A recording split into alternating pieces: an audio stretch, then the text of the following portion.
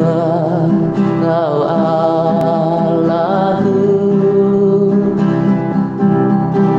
Bapa dan sahabatku,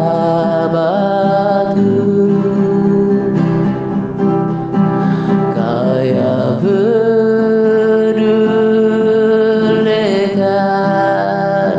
seluruh hidupku.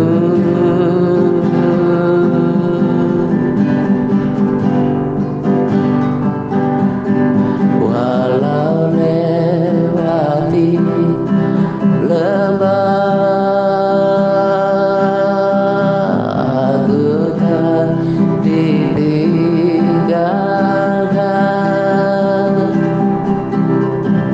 Kristus kekuatan hidupku.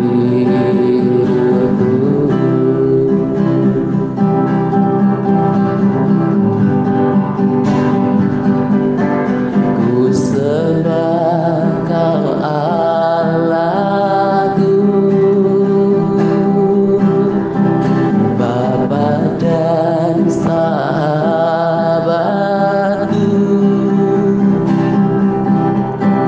Kau yang pedulikan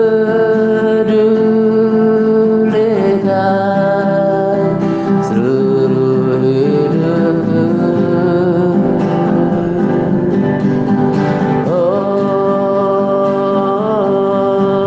Walau lewati lembah, ku tak ditinggalkan. Aku tak ditinggalkan Tuhan. Yesus kekuatan hidupku.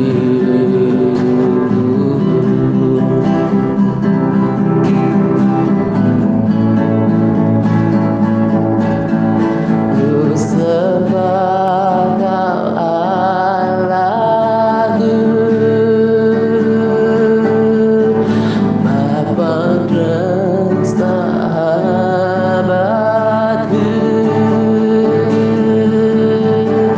Kau yang pedulikan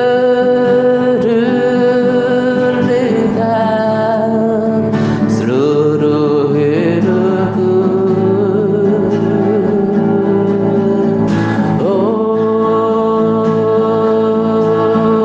Walau lewati lembah, ku tak ditinggalkan.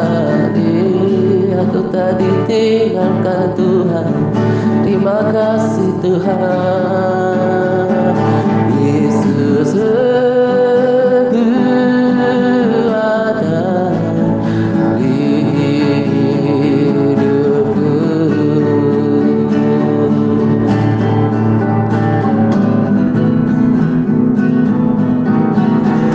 Ku sembah Kau Allahku, Bapa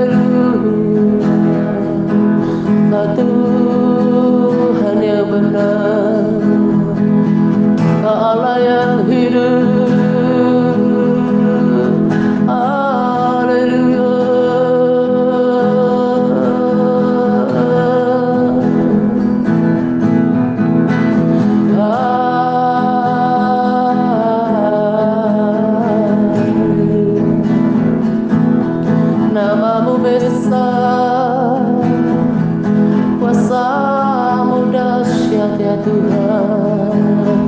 Oh, nama-Mu besar,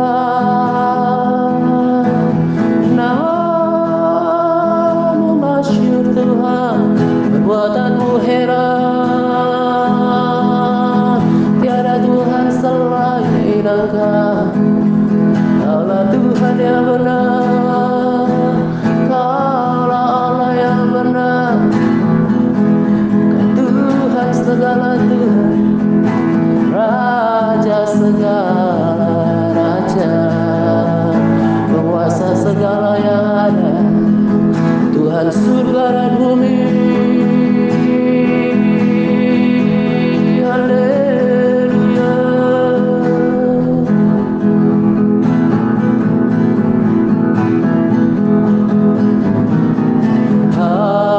Haleluya. Haleluya. Bagi domba Allah yang duduk di tahta. Haleluya. Haleluya. Bagi domba Allah berkuasa selamanya. Haleluya. Haleluya. Bagi domba Allah yang duduk di tahta. Haleluya. Haleluya. Bagi domba Allah berkuasa selamanya. Bagi domba Allah berkuasa selamanya.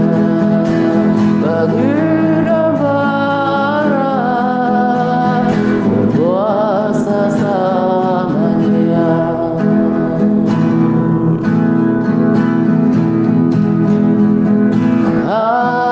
Haleluya. Kau dahsyat dan luar biasa, ajaib apa yang Kau buat Tuhan.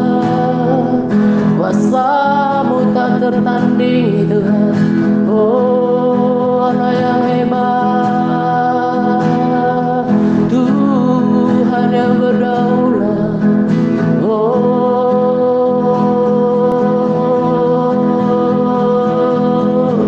bless the Lord, oh my soul, oh my soul, worship His holy name. Sing like never before. Oh my soul, I'll worship Your holy name. Bless the Lord, oh my soul, oh my soul, worship His holy name. Sing like never before. Oh my soul, I'll worship Your holy name. I'll worship Your holy name. I'll worship Your holy name. Sing like never before. Oh my soul, I'll worship Your holy name. Worship Your holy name. I'll worship Your holy name.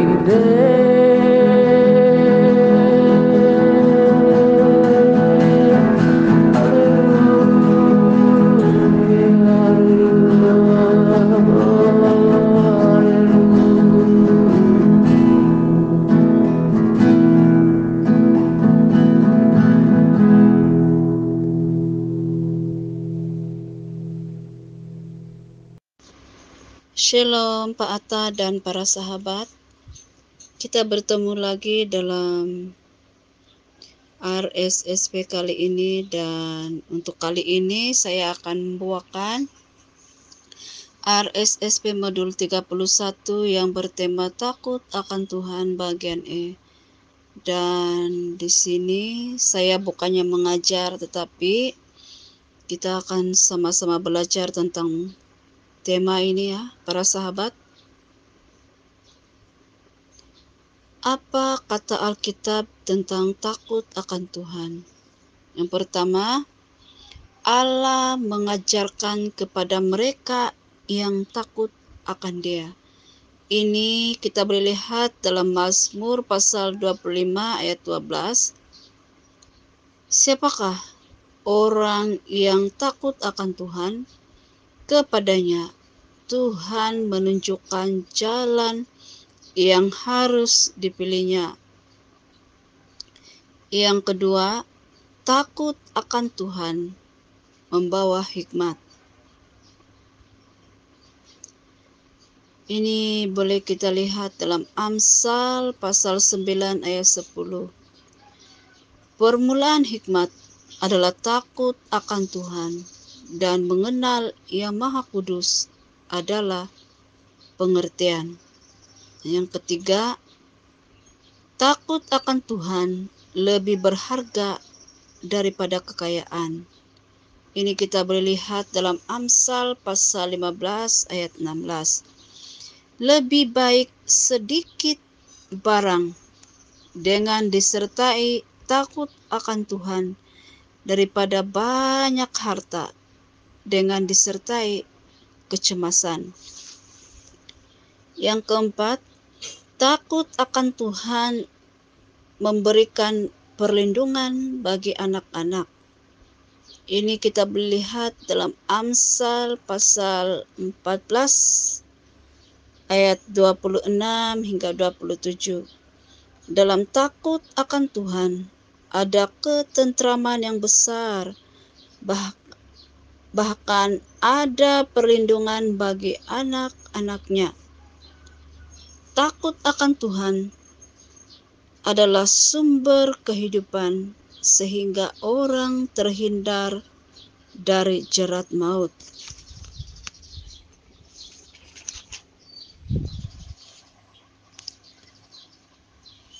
Contoh tokoh Alkitab yang takut akan Tuhan. Yang pertama, Yusuf. Yusuf adalah satu tokoh Alkitab yang terkenal memiliki sikap takut akan Tuhan. Karena takut Tuhan, dia tidak mau diajak berzina oleh istri Potifar tuannya, karena sikap takut akan Tuhan. Mari kita lihat dalam Kejadian pasal 39 ayat 6b hingga ayat 10. Saya akan baca di sini 6b. Adapun Yusuf itu manis sikapnya dan elok parasnya. Ayat 7. Selang beberapa waktu, istri tuannya memandang Yusuf dengan berahi, lalu katanya, marilah tidur dengan aku. Ayat 8.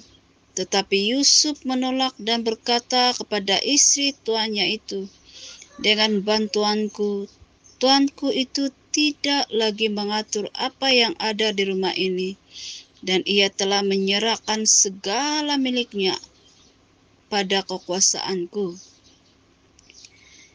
Ayat 9. Bahkan di rumah ini ia tidak lebih besar kuasanya daripadaku, dan tiada yang tidak diserahkannya kepadaku selain daripada engkau, sebab engkau istrinya. Bagaimanakah mungkin aku melakukan kejahatan yang besar ini dan berbuat dosa terhadap Allah? Ayat 10. Walaupun dari hari ke hari perempuan itu membujuk Yusuf, Yusuf tidak mendengarkan bujukannya itu untuk tidur di sisinya dan bersetubuh dengan dia. Inilah Yusuf. Dia mengatakan bahwa sekiranya dia melakukan perzinahan dengan istri Potifar, tuannya itu adalah kejahatan yang sangat besar dan dia berbuat dosa terhadap Allah. Itulah kenapa walaupun dari hari ke hari perempuan itu atau istri Potifar itu membujuk Yusuf untuk bersetubuh dengannya, Yusuf tidak mendengarkan bujukannya itu. Karena dia mengasihi Allah, dia tidak mau melakukan dosa, dan dia tidak mau menyakitkan hati Tuhan. Seterusnya yang kedua, Ayub. Salah satu karakter Ayub yang digambarkan dalam Alkitab adalah seorang yang saleh dan takut akan Tuhan. Ayub hidup dalam takut akan Tuhan serta menjauhi dosa. Salah satu kesalehan Ayub adalah ketika ia senantiasa berdoa buat anak-anaknya dengan mempersembahkan korban-korban kepada Tuhan, sebab ia khawatir anak-anaknya tersebut telah melakukan dosa dan mengutuki Allah dalam hati mereka. Ini kita boleh lihat dalam Ayub pasal 1 ayat 5. Setiap kali apabila hari-hari pesta telah berlalu, Ayub memanggil mereka ini adalah anak-anaknya dan menguduskan mereka. Keesokan harinya pagi-pagi bangunlah Ayub lalu mempersembahkan korban bakaran sebanyak jumlah mereka sekalian. Sebab pikirnya, mungkin anak-anakku sudah berbuat dosa dan telah mengutuki Allah di dalam hatinya. Demikian dilakukan Ayub senantiasa.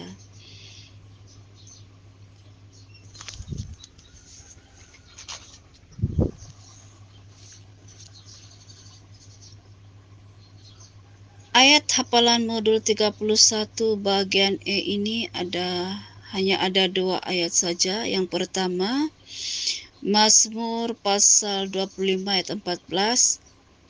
Tuhan bergaul karib dengan orang yang takut akan Dia dan perjanjiannya diberitahukannya kepada mereka.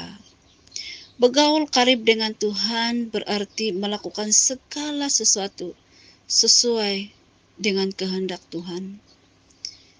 Pergaulan juga menentukan atau membentuk karakter atau kepribadian seseorang. Firman Tuhan katakan di 1 Korintus pasal 15 ayat 33, saya akan baca, "Janganlah kamu sesat, pergaulan yang buruk merusak kebiasaan yang baik." Itulah makanya sangat penting kita untuk membaca, merenungkan, dan melakukan firman Tuhan sesuai tuntunan yang diberikan oleh pemimpin rohani kita Pak Atta di komunitas ini. Semakin kita bergaul Tuhan melalui pujian, penyembahan, perenungan firman Tuhan, maka kita semakin hari semakin segambar dengan Tuhan Yesus, dan Tuhan itu bergaul karib dengan orang yang takut akan Dia.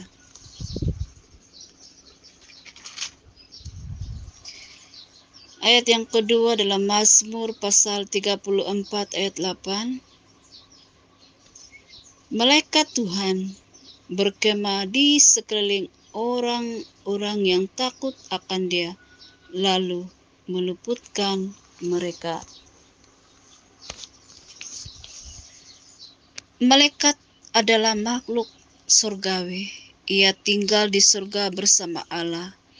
Dalam Markus pasal 12 ayat 25. Sebab apabila orang bangkit dari antara orang mati, orang tidak kawin dan tidak dikawinkan, melainkan hidup seperti malaikat di surga. Malaikat datang ke bumi hanya ketika Tuhan menyuruhnya. Malaikat bertugas untuk menyampaikan firman Tuhan kepada manusia di bumi, termasuk memperingatkan manusia atas dosa-dosa mereka, serta menolong umatnya dalam situasi yang sulit. Sesuai dengan Mazmur pasal 34 ayat 18, ini adalah dari Raja Daud. Saya sangat percaya bahwa dia benar-benar merasakan bahwa Tuhan telah mengirim malaikatnya dari surga, bukan hanya mengunjungi Daud, tetapi berkemah di sekelilingnya untuk melindungi Raja Daud daripada musuh-musuh.